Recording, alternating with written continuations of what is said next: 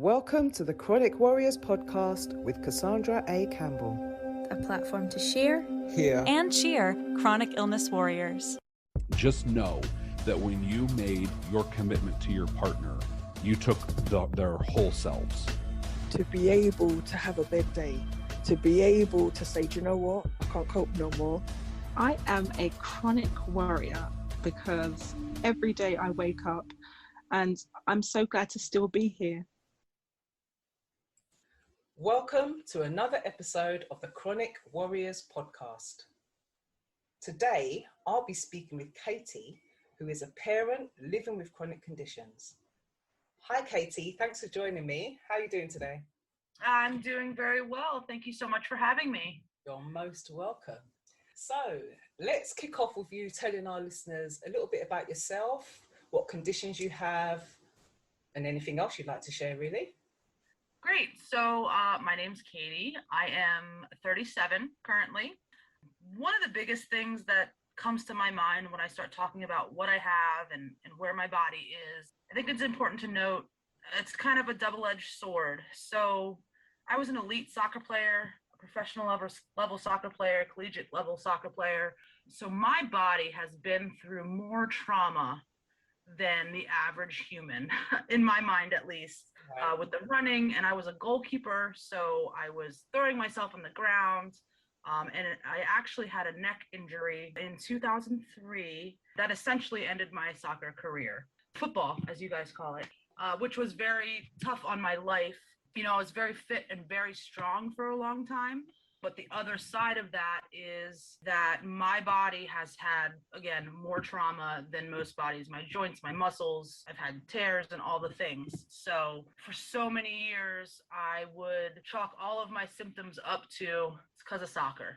You know, it's because I was so hard on my body for about 20 years. This is what you get when you do these things. But now I look back and I'm thinking, oh, that's why that pain was there, or that's why I was more sore than other people, or seemingly less fit than other people, because everything was more difficult for me and I just did not know it.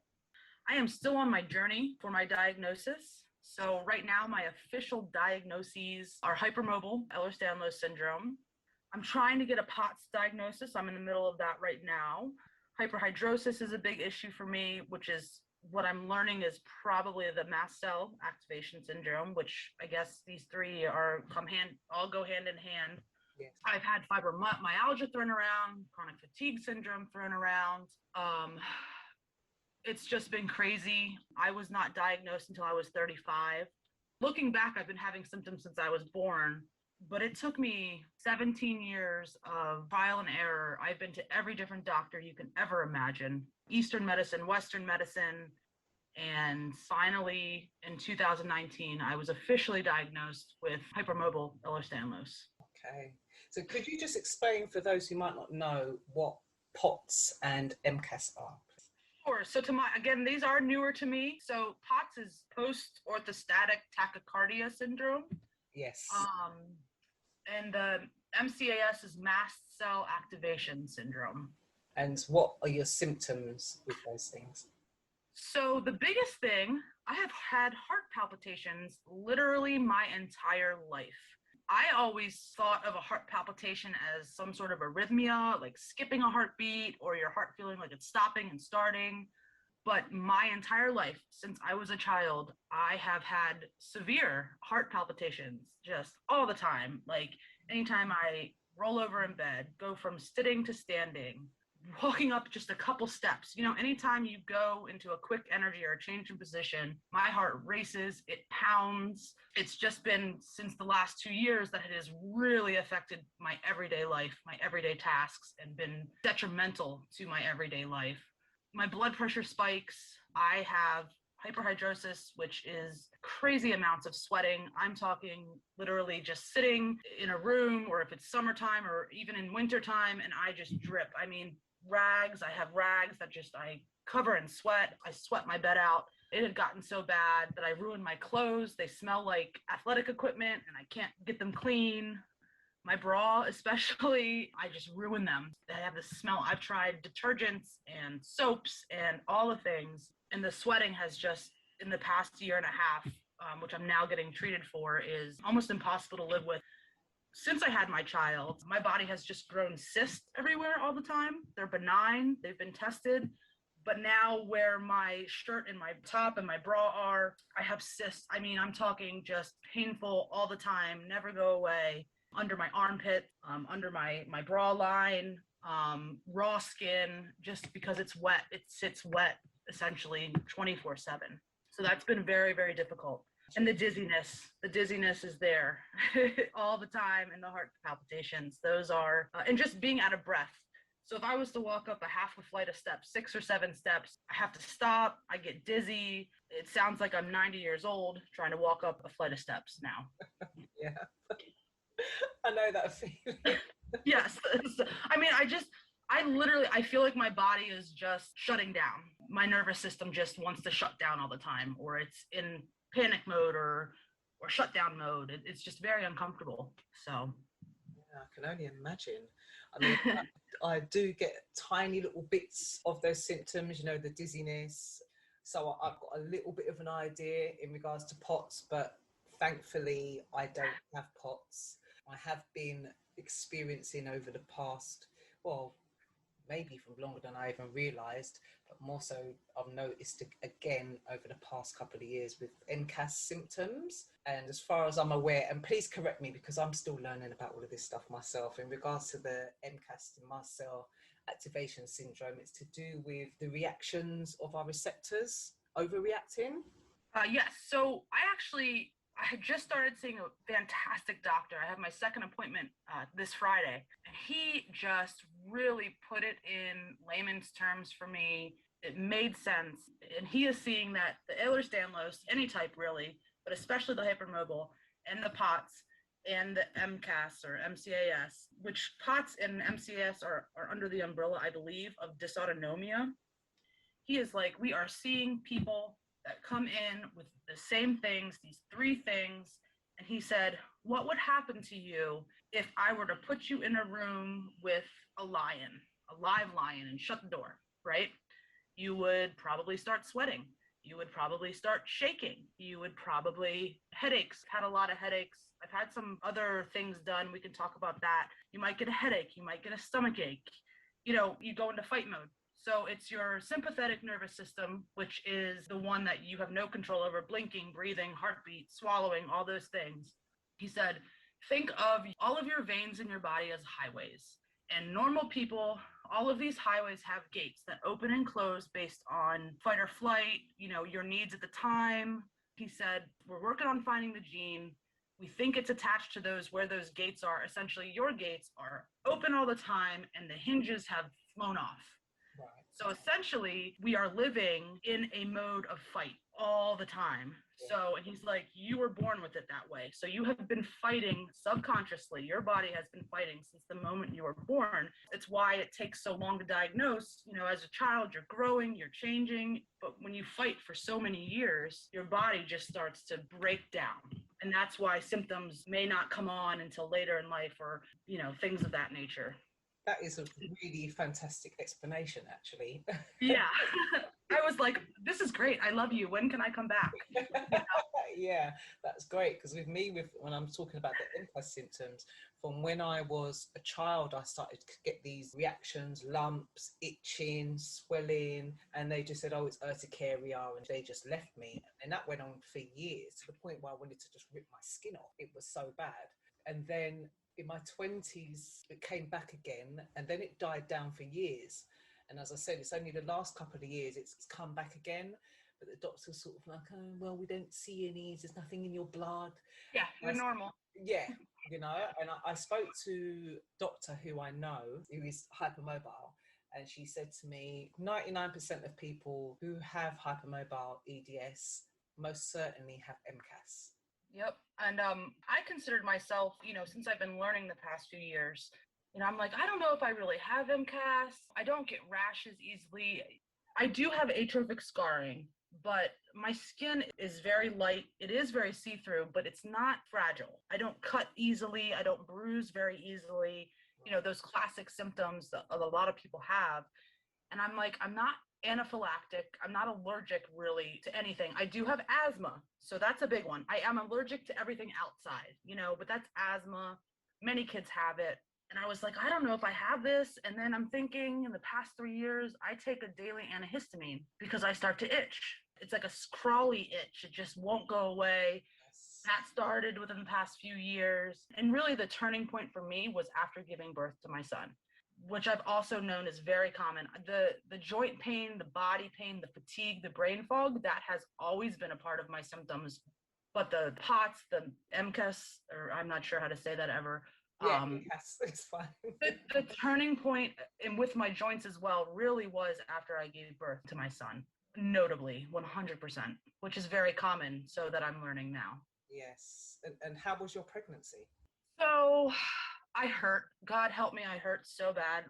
I mean, even my heels, like getting up in the morning, gosh, I was miserable. I was a miserable pregnant person. Because I was on a medication called Cymbalta at the time, which I had been using for about 3 years prior to getting pregnant. I had to stop taking that. That's a whole nother bag of tricks. I did cold turkey at that point. I continued on it after my pregnancy, and I actually just got off of it less than a year ago. And the withdrawal symptoms from that drug are horrendous. It was very hard. It took me about a full year to wean off of Cymbalta after about 10 years on it. So I stopped taking the Cymbalta, cold turkeyed when I was pregnant, essentially. My body just hurt. It was like a horrible flare day every day. My first trimester was normal. My blood pressure, everything, all the signs of pregnancy, everything was normal, which was great. I was just in a severe amount of pain all the time. I had some nausea, no vomiting, thank goodness. No real morning sickness, but I was nauseous a lot, but they have a drug for that, which took that away. My second trimester was my best. I had a good couple months because I gained a lot of weight in my first trimester. And then I actually ended up losing almost 10 pounds in my second trimester, which they were baffled by. But it's almost like my body just put it all on immediately and was like, save it for the baby. And then as I filled out, I didn't gain any weight and I actually lost a couple pounds because I did have my energy kind of came back in my second trimester. I was trying to walk, stay active and healthy, things like that. But once I hit 31 weeks, I was just the most uncomfortable person. I was like, I can't possibly get bigger. I kept getting bigger. At about 36 weeks, my blood pressure was starting to creep up a little bit. Mind you, my last trimester was in the middle of summer. I have an August baby, so that never helps. I did end up having gestational hypertension towards the end of my pregnancy, and I was put on bed rest at 37 weeks. Essentially, anytime I'd stand up, my blood pressure would just skyrocket. I could feel it like pumping in through my fingers, through my toes. I could feel it. But if I was to lay down on my left side, it would go back to normal instantly. So he must have been laying on something or, somewhere in there. So then I was on bed rest for 2 weeks, and he came a week early. I have read up on a lot of the problems that can happen, like rapid labor and things like that. My delivery was awful. I had the opposite. So I woke up one morning about 5 a.m., started feeling light contractions, maybe once every half an hour. I'd go back to sleep after I had one. And as soon as it was time, late enough in the morning, I called my doctor. They said, oh yeah, come on in, let's get you checked. And they were giving me all the, you're barely 2 centimeters dilated, you're facing, or I don't even know the terms anymore, but you're not going to have the baby now, but in the next 48 hours, he'll be here. Go home, rest. Okay, I said. So by noon that day, my contractions were getting very strong, and they were about 5 to 7 minutes apart for about 6 or 7 hours. And they were horrible. I was in a lot of pain. I was trying to breathe and do all the things. And then I want to say by 9 p.m. that evening, my contractions were like 3 minutes apart, like boom, boom, boom. And I was exhausted. I said, I can't take it. Take me to the hospital. I get to the hospital and they're like, you need to go home. And I'm like, I'm not going home. Put me in triage. Sadly, I had a very terrible experiences with the triage nurses. First of all, I have a hard time getting needles in my veins. They roll over. So there's an EDS thing, right? So they roll over easy. They're hard to find. Yes. So I have these two ladies, I'm like sitting on the bed, like shaking because I've been having contractions now for almost 24 hours. And they're rolling my veins over and I'm screaming. I'm just like, just put it in my hand. I'm telling you, I've had surgery. Just put it in my hand. It'll be better. And they're like, this isn't even the hard part yet. You need to try to relax. And I'm like, you know, pregnant lady in labor, that's not what you say to them. No.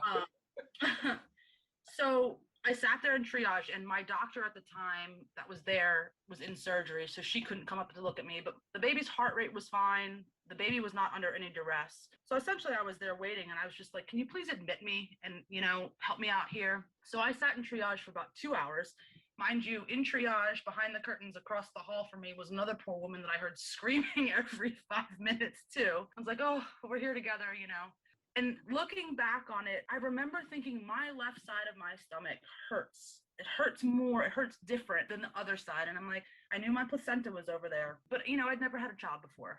I just expected it to hurt, and that's what it was. And then as the doctor finally came in, it was probably about midnight. So I had been in labor from 5 a.m., August 6th, through midnight with about 12 hours of having contractions, 3 to 4 minutes apart. And I started just vomiting from the pain at that point.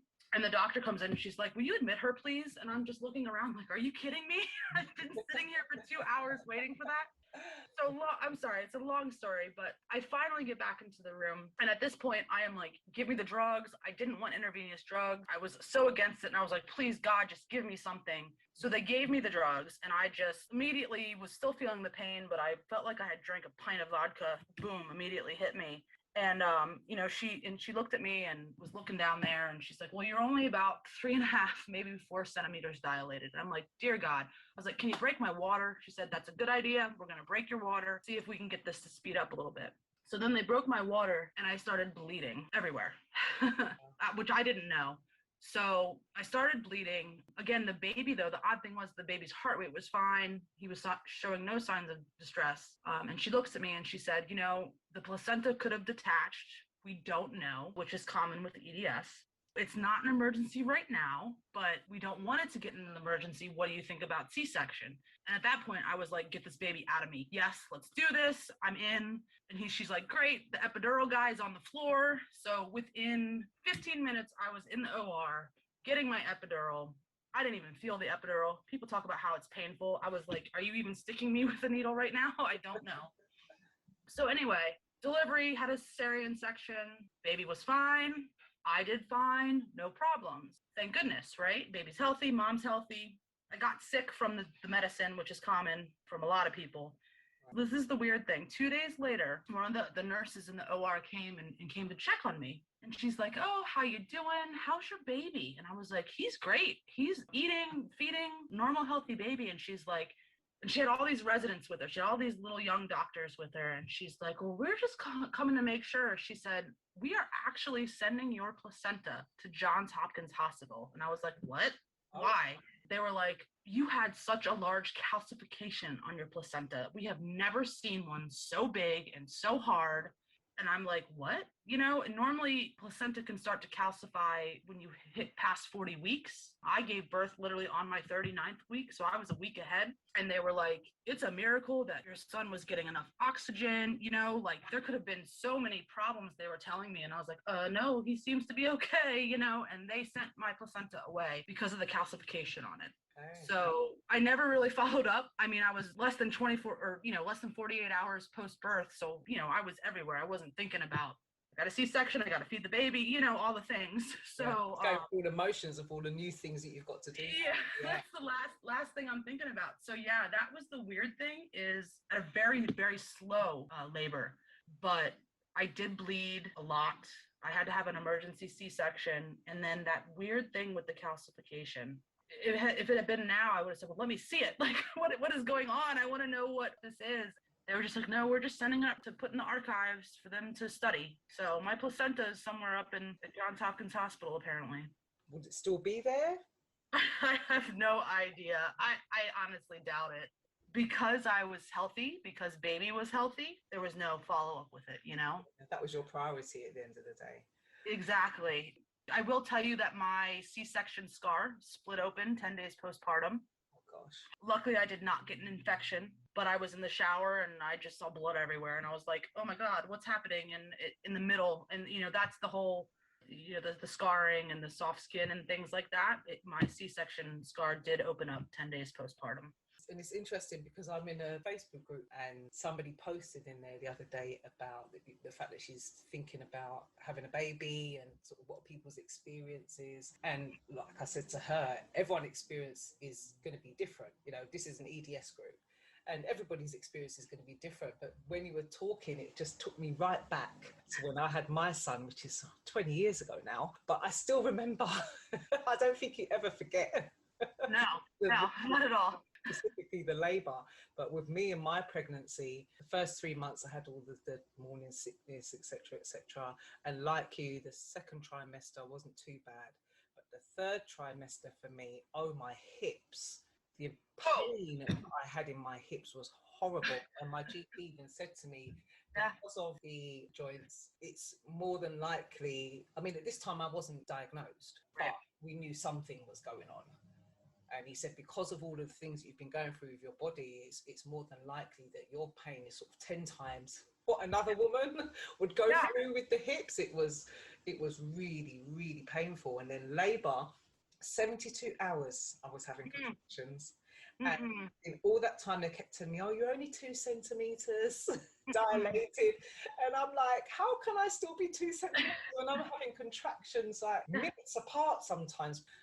It was, that was not easy. Labor really was. No. Really didn't have to have an epidural or a C-section, so I'm really grateful for that. You mentioned the hip thing.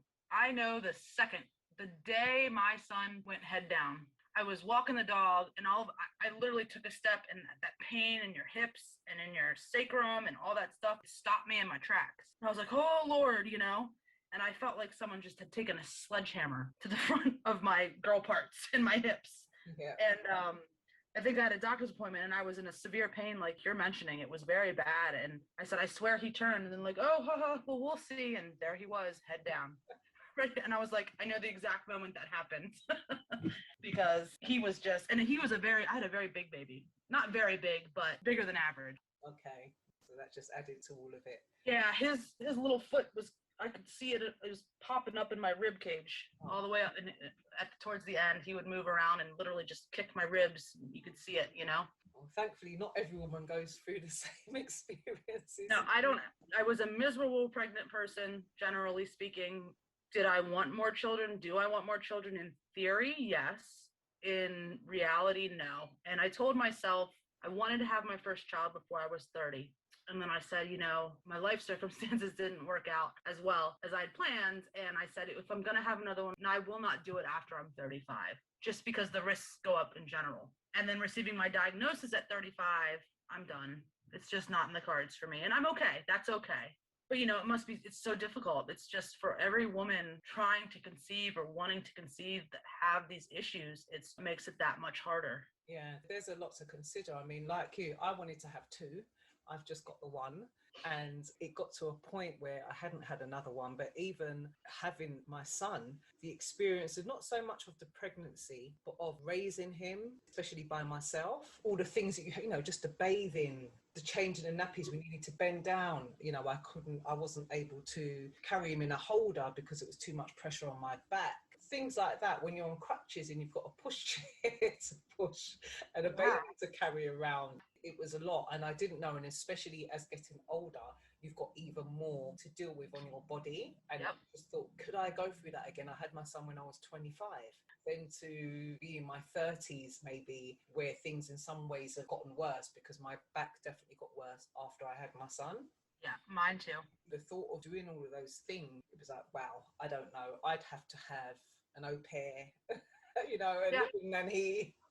Not to mention, like, physical aside, like, I can't afford another kid, period. Like, I cannot afford childcare. There is that too. He has wiped me clean. I'm good. So. Yeah, I totally hear you. So how do you manage raising your child with all of the symptoms, all the things that you experience? I have learned to give myself a little bit more grace and understanding. Again, I have only been diagnosed for 2 of the 7 years of his life. So a lot of my education and things have happened only in the last 2 years. The only thing I remember is in being an athlete and working and just, I'm a competitive person by nature. work hard, work hard, work hard, work through the pain. On a Saturday, for example, when he was a toddler, I'd be on the couch all day. I just didn't have the energy. I was with him. He was well taken care of, no questions asked, but I would do the bare minimum, you know? I wouldn't be out at the park or out running around. Like if I did not, and it's still to this day, if one of my weekend days is not rest, just straight up rest, I just cannot function anymore. Oh, you're being lazy. It's more about being kind to yourself. And now that I have proof, if you will, of these things that are happening to me, you know, people still don't see it, but I know at least that I need to listen to my body 100%. I still feel bad. My son's father is in his life consistently now. I was essentially a 100% single mother for the first 4 years. I was up with him. I took 10 weeks of maternity leave, and he still was waking up every 3 hours. And when I went back to work, I talked to the doctor and I was like, what can I do? And I ended up doing cry it out because I just couldn't work and be up every 3 hours. Yeah. You know, overnight, it just wasn't going to happen. He was a good sleeper after that, which is great, but it's just more about resting. I have also, oddly, the week before COVID hit and we went on lockdown here, I did get cleared through my job to work from home 1 day a week, which was huge for me. And I had to fight for that very much. Right. And I still do all my work, my assignments, all the things, but resting. I mean, and that's not just sleeping. I feel like still, and I'm in a better place now, but I always feel like I'm living for bed.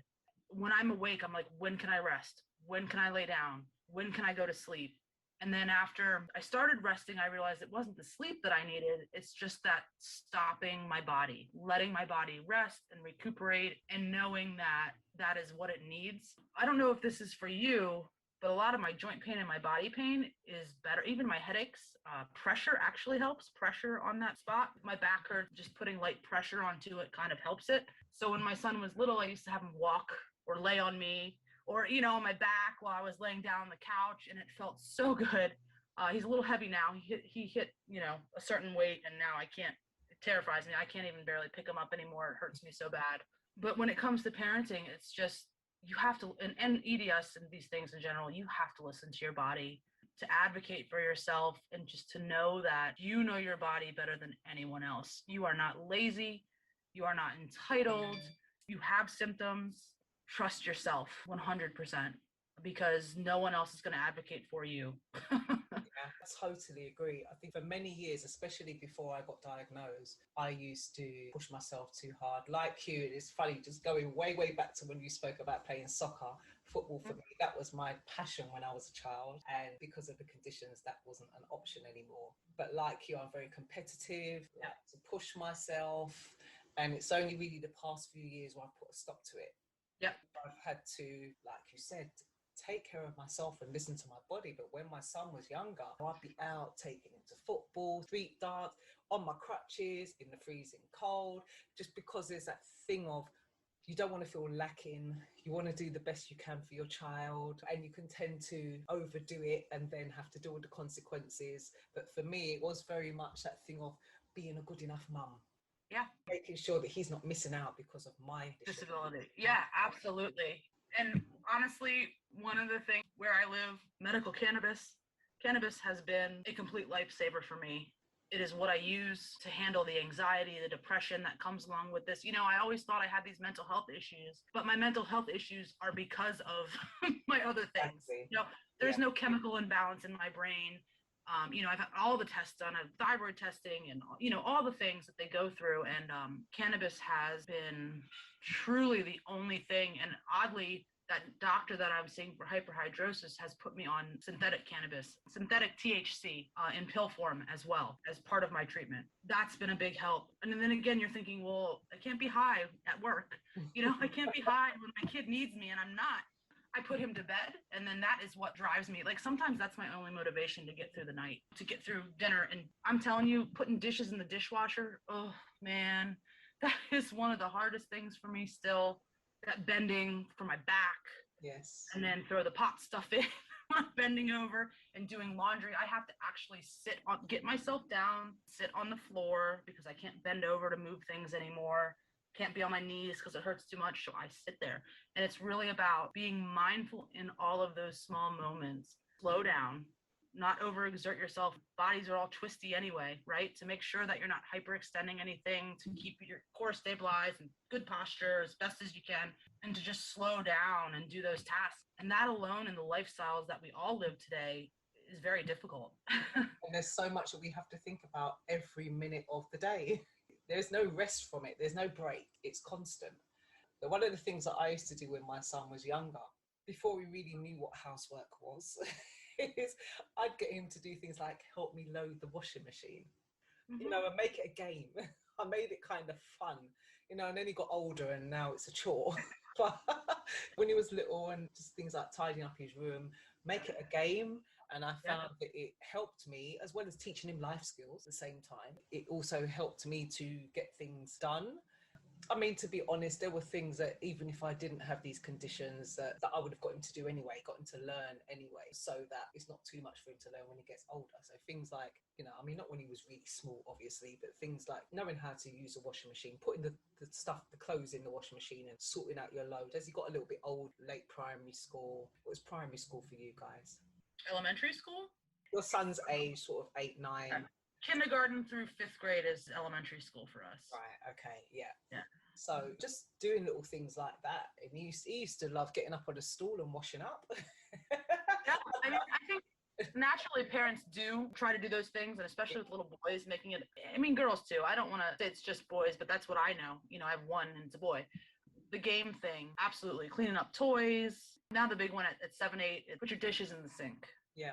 He's almost at the age where he's not going to break all the dishes trying to put them in the dishwasher. He does like to help me, but I don't really remember, because it was before my diagnosis. I don't think I've blocked it out, but it was just a grind. I was just the brain fog and the fatigue and working. I was just a zombie. And caffeine, I probably still drink close to 50 ounces of caffeine a day. I have to have a cup at 3, 4 o'clock in the afternoon to make it through dinner. I know it's not good. I've started to drink more water and take salt and do those things. And I'm still, I try to shoot for between, my main goal is about 73 ounces of water a day. I'll usually hit, my goal is always to drink more water than caffeine. I don't drink sodas or anything like that. It is coffee, tea, water. That's it. But my coffee is my lifeline. It really is. Unhealthy as that may be, they want me to get off the caffeine, and I'm like, I can't. I will not be able to function. And I also can't take a week off work and be dying in bed going through all this withdrawal. That's another thing. I could never get off the medication properly or take things out of my diet where I would have withdrawal symptoms because I had a kid. I didn't have a day off ever. You know, you can't just lay in bed while your kid screams and needs a diaper change in the next room. They have to be fed all day, every day. That was one of my biggest hangups, making changes. I have made more gradual changes, but it has to be slow and on my own terms. And that's another thing, accepting that it's, you know, you're not going to have a perfect day every day, and that if you're not eating certain things, that's another thing I did for my MCAS is I got the food sensitivity test done. It's not about making 100% change. It's about being a little bit better every day. And as someone who's so competitive, I'm an all or nothing kind of person. I'm like, I'm either doing the sprint or I'm not, you know, I'm not going to halfway do the sprint. So it's just knowing that small changes, just being mindful of every little thing and making the right choice in that moment, that builds to make your life overall, your pain overall, and your mental health overall a lot better. Yeah, I totally agree. And just like you said, being kind to yourself, even when you don't do the things that you say you're going to do. It's having that same empathy you would have for somebody else. It's having it for yourself. That same understanding, that same care. It's really, really important, and even more so when you're a parent. Because if you're beating yourself up, and I went through that stage of beating myself up because I felt like I wasn't doing enough or wasn't doing this right or whatever, and I would really beat myself up. But that wasn't helping my son, let alone helping me. That process is really important to just be a little gentle with yourself. Now you're bringing up the memories. When my son was about 3 or 4, so toddler, three-nager, we call him. Four was the worst year for me. I didn't have a terrible 2 kid. He was so sweet and everything. 4 was the worst for me. But I got to the point where I was finding myself lashing out at him, yelling at him, you know, not being able to control I got to a point where I was like, I feel like I'm going crazy between work and him, and I didn't have a diagnosis and my pain, and I ended up going on a mood stabilizer for about 2 years. It actually helped a lot. I'm 100% happy with it. But I had to accept and go seek more mental health care because I was losing it. I mean, there's no other words. I was just losing it. You know, he's a kid, he's a baby, he's a toddler. He wasn't doing anything wrong. And here I am yelling, and I'm like, oh God, you're yelling at you have to stop. This is not okay. So that, you know, that's the route that I took between 3 and 5 years old. And it helped me tremendously. And it was a short-term thing, and I'm no longer on it. It passed. This too shall pass. But that was a big factor for me when he was younger, the mental health aspects of it, because I really was just losing control of my own feelings and emotions all the time. I can totally understand that.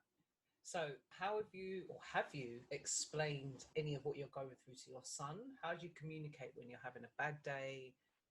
I haven't done a lot yet. He knows mommy's back hurts. He knows when mommy's head hurts. You know, he's heard me say that. I haven't really explained to him that I have a condition, so to speak. I don't know that he's quite there yet. He knows now when I say, mommy can't do that, you know, physically. He just started playing soccer this year, and he loves it. And he wants to go outside and kick the ball around. God help me, when I kick a soccer ball, I can't walk for a week anymore. Which, mind you, losing soccer for me is still every day something that I struggle with. Okay. My whole life, my whole identity was taken away from me essentially because of this disease. And that's something that I cope with still a lot. So he understands when I say, mommy's tired or I can't, can we do something else? I'm trying to get him to be understanding about that. I mean, that's the big thing is I just can't do all the things with him that I want to. It takes a village. I found my people, and I have a great group of friends who support me and who are understanding of what I have and believe me. You know, it's really that they believe that I am sick, whereas most people, you know, that you don't know or people at work don't. And they all have kids, and they know I'm a single mom, and I have one mom who was raised by a single mom, and she helps me. She takes Colin. My son's name is Colin. She takes him a lot from me. Not a lot, but, you know, if I call and I'm like, I know he needs a play date, or he needs something to do this weekend, she'll invite him over, you know, to sleep over with her son, who's his age. Right. So I really do go to them a lot. I don't wear out my welcome, but they are very understanding. And I'm so happy that I found a good support system around me to help me take care of my child. I'm not take care of him, you know, his basic needs, but he's out on a hike today with them. You know, I'm not going hiking. I don't want to go. I can't hike. No. So it's people that I really found I have a good base group of friends that help me a lot. And that is really important, having that support network, most definitely for the both of you. Okay, so you spoke about coffee. It's one of your strategies that keep you going. Is there anything else? Right now I'm working my way back up to exercising more, or at all, really. I am on my feet a lot, and I do walk a lot during work hours. But again, the athlete that I am, you know, I push my body to the limits all the time. Walking is not exercise to me. It is now, but it didn't used to be. And I actually worked with a very amazing physical therapist that understood EDS last year. And because of my athletic background, I already know how to do a lot of the exercises. I used to teach powerlifting as well. So I have a very good understanding of kinesiology in general. I found that her PT exercises help me, and I do them at home now. I'm thinking about doing Pilates, just trying to start moving in ways that work for my body. That is a goal of mine. But honestly, I am like, it is one day at a time. It is waking up. You don't know how you're going to feel on any given day. You have good days, you have bad days, and summer's horrible for me. I am completely intolerant to heat at this point in my life. I feel like I'm dying. I mean, I have no other way to put it. I have a lot of gastroparesis issues as well that have always gone undiagnosed. I had my gallbladder removed when I was 19 years old. My digestive issues can go back to when I was a child. And then my physical joint issues really was right after puberty when I was about 15. So I'm still in the process, you know, I'm still just trudging through every day right now and trying to get more diagnosis. So I think the biggest thing to being a parent is I don't want to die. I have never wanted to die. It's my last thing on my to-do list, but I am so anxious and overly focused on my mortality now because I'm thinking nothing can happen to me until my son is older, stable, healthy adult. Like, I can't imagine. So now, you know, in my 30s and all of these things getting worse and worse and worse, my whole body subluxes all day, every day, you know, all the pops and the bangs. And it started to have ligament tearing, like fraying. I don't tear yet. They're fraying slowly. And I've had my shoulder freeze up on me, which was awful. And And I'm like, what's going to happen in 10 years?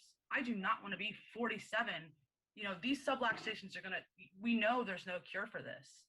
My body's going to just continue to deteriorate. So now my whole goal is to be as proactive as possible so that I'm not in a wheelchair, that I hopefully won't need crutches or need any assistance or aids to move when I'm in my mid 40s. I mean, that's young. I'm terrified of becoming immobile. I'm terrified of my son losing me. I'm not very religious, if that's okay to say, but I'm like, listen, God or whatever, whomever, whatever's up there, like, my son needs to be 25 before anything happens to me. Do I want to live past that? Absolutely. But let's make a deal. I'll do anything. Get him to 25, and you can do with me what you want, pretty much. Yeah, I get you. I mean, the whole thing about the exercise and things like that. I used to exercise a lot, but I think I wasn't necessarily doing the right exercise. So it's something that I'm looking now about doing the right kind of exercise and corrective exercise as well. So I totally agree with you. And as we are getting older as well, I mean, I'm quite a few years older than you.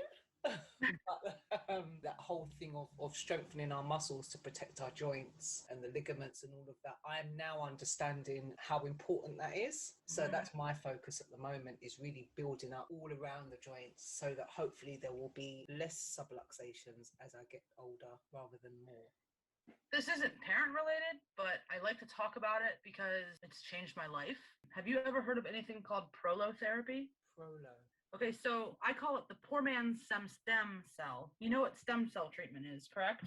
Yes. You heard of stem cells? Yeah, they're very expensive. Yeah.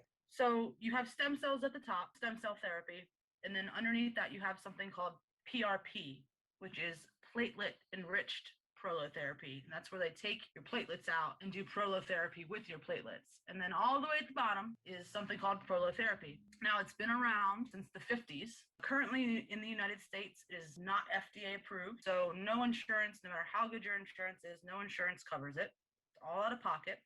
I got referred to a doctor from just a friend of mine, an athlete friend of mine, who's here, literally in my hometown, in Annapolis, Maryland, very small city.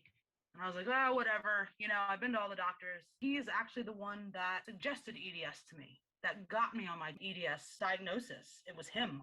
All prolotherapy is dextrose. It's sugar, literal sugar.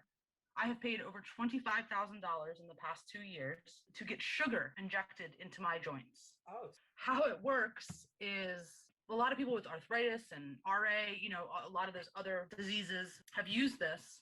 So far, I've gotten my left foot and ankle, my left knee, my right shoulder, my L spine, and my C spine done. It's just needles, big needles that go into the joint, and then it injects the sugar.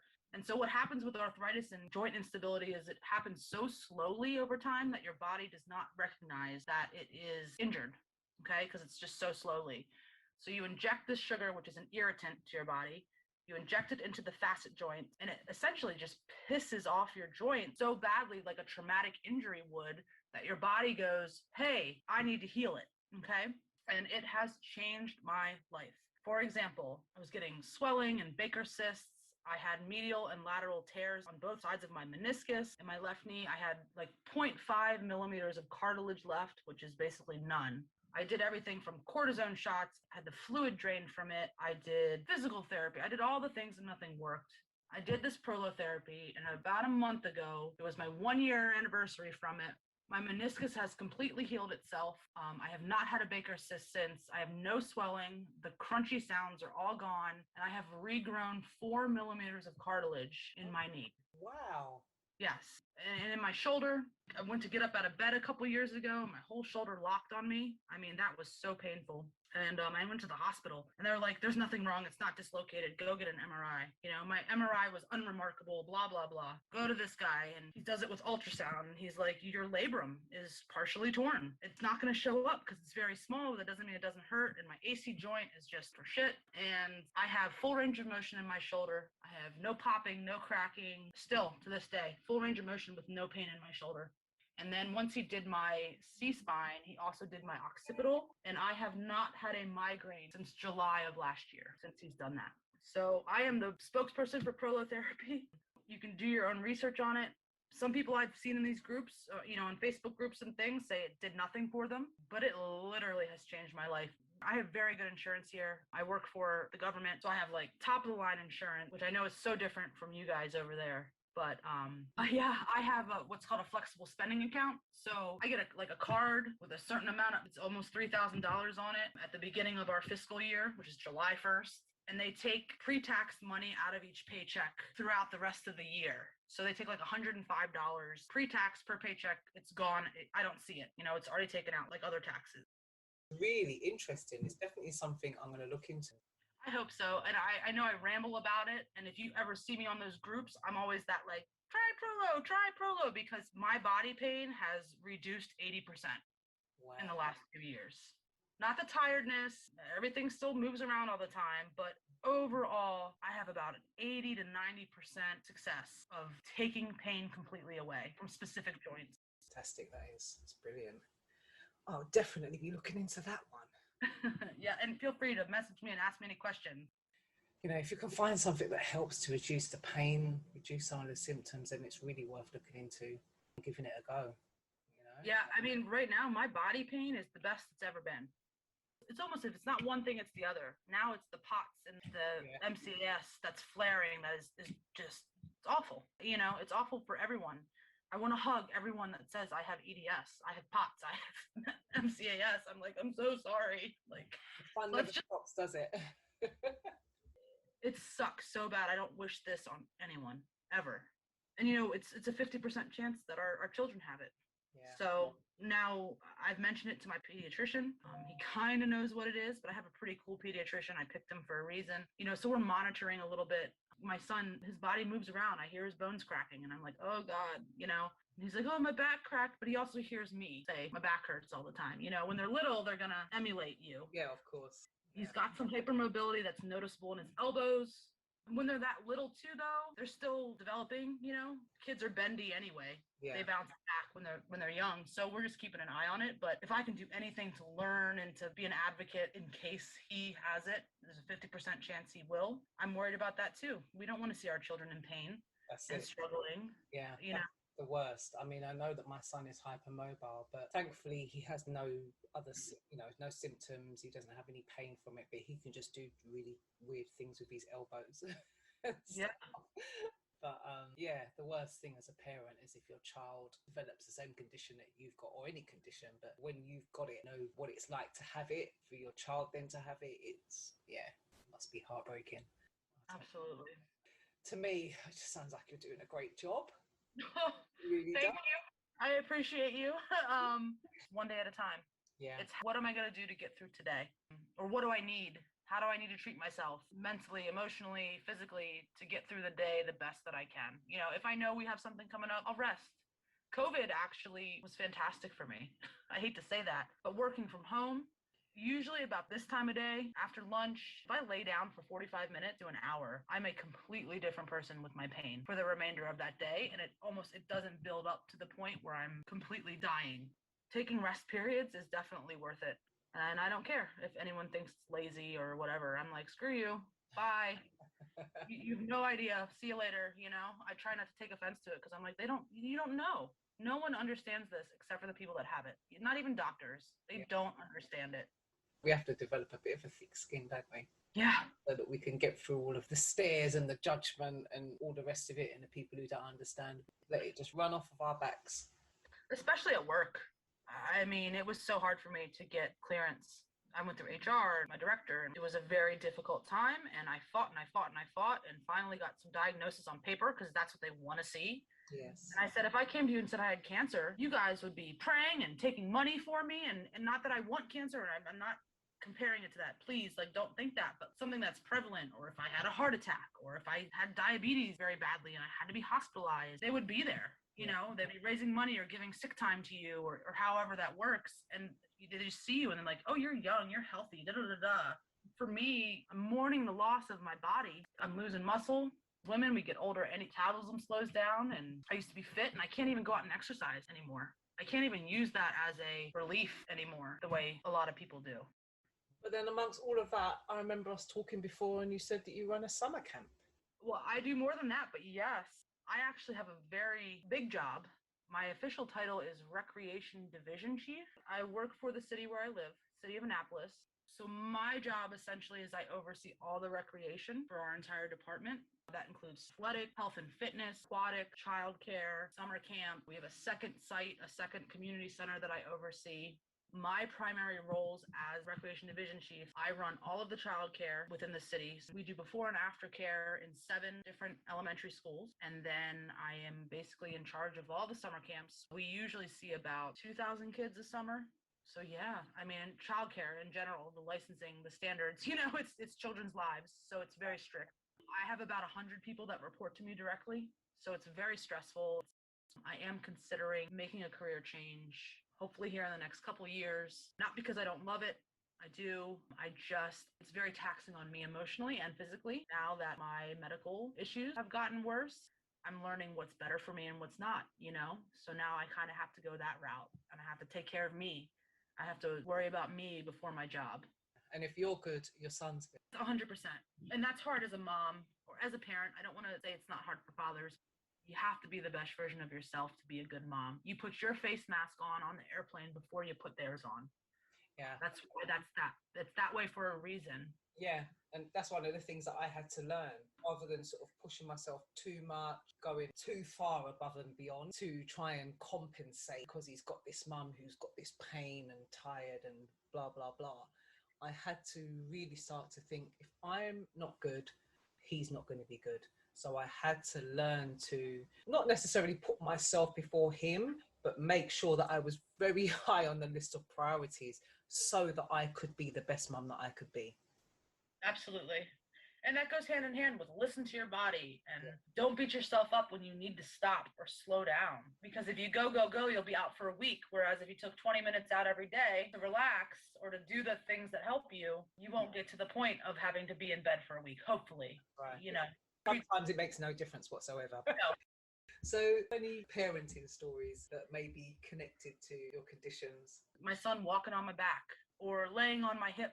I'd be on the couch every day. I mean, this is when he was 3 or 4. He couldn't have been more than 30, 35 pounds. I have problems with my SI joint and things. And I'd lay on the couch a certain way and I'd be like, okay, come here, bud. It's time. And he would come, okay, mama, run up and he'd sit. He'd put all his weight on this one spot. And I'd be like, okay, down a little, up a little, left a little. Like that's how he learned his left and right, was me talking about it. Oh, that's brilliant. He was so helpful. I mean, the pressure, he would basically massage me or, walk on my back and I'd be like, don't go too hot. I had a certain spot, my ribs or whatever, but he would even walk down my legs. I had this regional calf pain for 4 years that took me forever to figure out. It was a game to him. And, it was really tough when he got too big. He understands more now that he's too big and he's just getting to be a big boy. But that is how I dealt with my pain in the evenings. We'd eat dinner and then mommy would have to lay on the couch. We'd watch a movie or he'd have a book or whatever we were doing. And it'd always be time for Colin to help mama. He'd help massage me or, he'd help mommy's back by sitting on my hip a certain way or whatever it may be. Oh, I think that's brilliant. It helped until it started to hurt. And then I was like, okay, we don't need to do this anymore. For parents, I'm not going to lie, it sucks a lot of the time. It's just getting as much information as you can and learning the most you can about your body and what works for it. It's trial and error. You are going to fail more than you succeed. Knowing that expectation going into it helps. But I'm not going to lie. I mean, some days I wake up and I don't want to move. I can barely move, Every day I wake up and I can barely move. I'm like the Tin Man. Yeah, it takes a while for your body to get going, doesn't it? Absolutely. But you learn patterns. Yeah. You definitely learn your patterns in yourself. And I mean, that translates into parenting. And again, like you said, there's a learning curve, but knowing that you have to prioritize your needs to be the best version of you for your child. Yeah. I really think that's the baseline of it all. And that it's okay. You're doing the best you can. And just like how they say, you read things, you're guilty after you yell at your kid, or if you lose your cool with your kid and you're like, oh, what I'm trying to teach my son, the most important thing for me to teach my son is kindness and knowing that it's okay to be angry, learning how to control his feelings, knowing that everyone feels anger. Everyone feels sadness. Mommy's going to have a bad day and I can apologize if something comes up, but for him to be self-aware with his feelings like that, I think that's the most important thing that I try to get through to him every day, especially living with this, is that guess what? Today was a bad day. Tomorrow's going to be better. The world doesn't end when you have a bad day. You might want it to, and that's okay. You can feel that way, but you have to have a better, broader, long-range thinking plan, well, especially with this disease, to keep your mental health stronger, as strong as it can be. I think those are great things that you're teaching your son, really important life lessons and tools and skills to have as he gets older. Really, really important. So I think you're doing a great job. Well, thank you. I think you're doing a great job too. I want to be sitting on clouds with hugs where no one's in pain.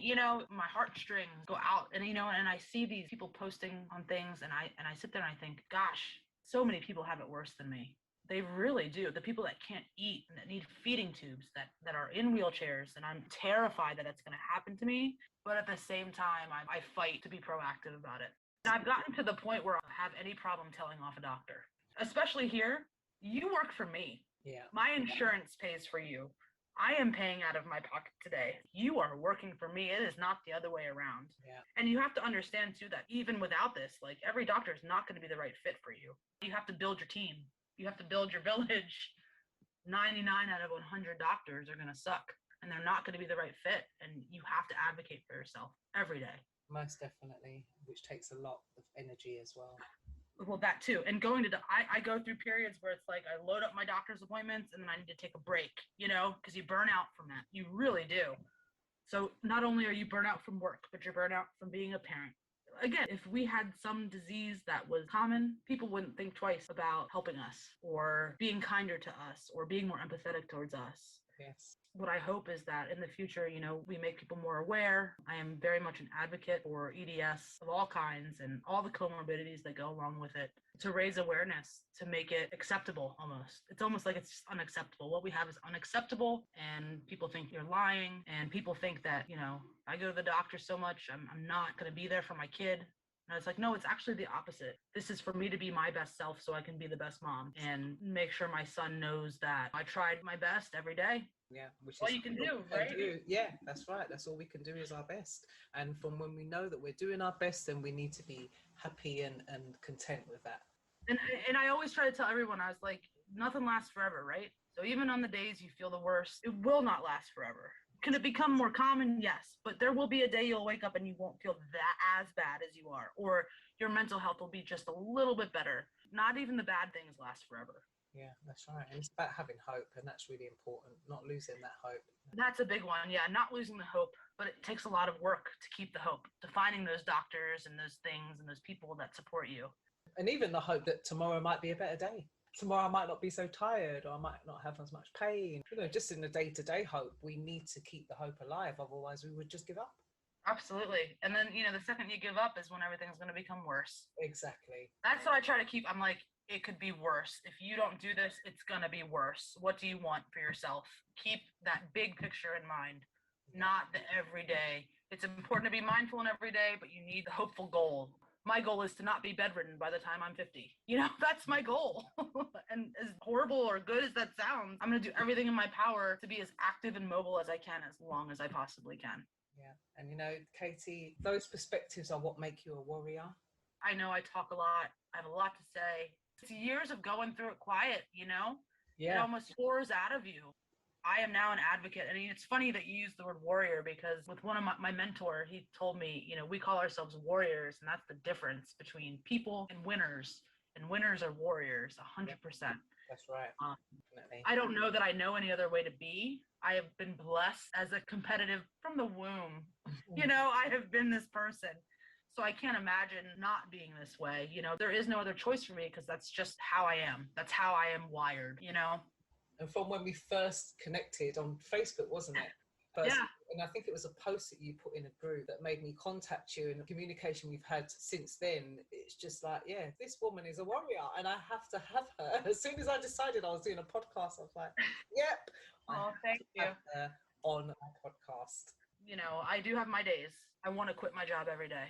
Yeah, and we do have our days, and there's nothing wrong with that at all. I think what's important is that we just acknowledge that we have those days. Yep. We don't stay there forever. Don't stay there forever. That's the big one. That's what's important. So, Katy, I'm going to ask you to finish this sentence for me. I am a chronic warrior because...